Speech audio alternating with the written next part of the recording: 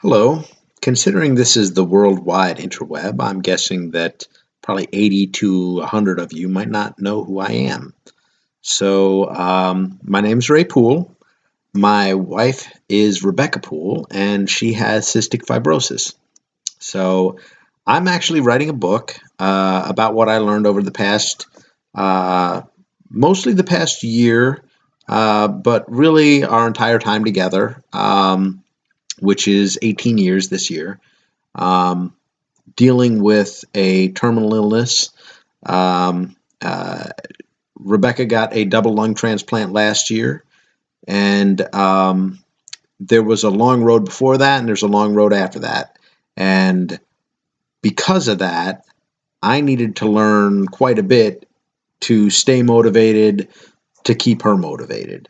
And those lessons that I learned were the reasons why I wanted to write this book, so that I could share those lessons with other people going through something similar.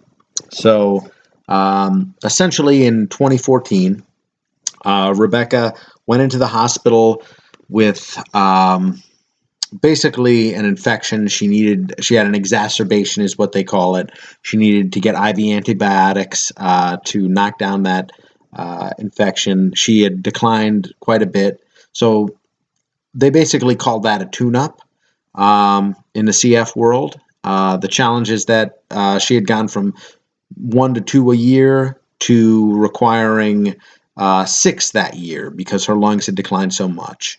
On New Year's Eve, they brought her down to the medical ICU, and they intubated her. They put her on a ventilator, and they put her into a chemically induced coma because she was just too sick and her lungs failed. She went into respiratory failure. She was in that chemically induced coma from New Year's Eve 2014 through February of 2015, when she started to wake up and she had severe muscle atrophy. She had to relearn how to walk. The goal was to get her strong enough for a double lung transplant. Problem was we ended up getting turned down by 5 consecutive transplant hospitals, which was discouraging. But again, somebody with cystic fibrosis has to deal with quite a bit of challenge when it comes to that sort of thing, because even though they're young, their lungs are much older than their bodies. So cystic fibrosis, if you want to learn more about it, go to cff.org. They're a great organization. I volunteered for them quite a bit of time up in Wisconsin, and then down in Cincinnati for a short time before Rebecca got sick. Go to cff.org. You can learn a lot about the disease. Essentially, it affects multiple organs. You'll hear about the lungs because if you can't breathe for more than a few minutes, that's pretty much the end of the game. So lungs are the most pressing concern, but that doesn't mean that the other concerns are minor. Most people with CF are underweight. It affects the digestive tract. It affects the liver. It affects the pancreas. She has cystic CF-related diabetes. She's underweight like a lot of other people with cystic fibrosis. And if you're thinking, hey, I'll give her a couple of my pounds, I made that joke way back in like 1998, and it was way funnier when I made it. So, back off. Regardless, that was pretty much it. So we dealt with quite a bit. She went into respiratory failure. She started to recover. We found a hospital, Pittsburgh, that would consider us for this double lung transplant. And then when we went up there, she declined a little bit further. She went on something called ECMO, which is a mechanical lung. They said maybe 2 weeks she might be able to survive. She ended up surviving for about 2.5 weeks before she got the call for her lungs. I honestly believe that she was, if she hadn't got the lungs the day that she did, she wouldn't be with us right now. After that transplant, she ended up having a couple of pneumonias. I don't know that that's the right way to say it, but she had pneumonia multiple times, and she had a stomach surgery to prevent reflux and causing aspiration into the lungs that may have caused those pneumonias.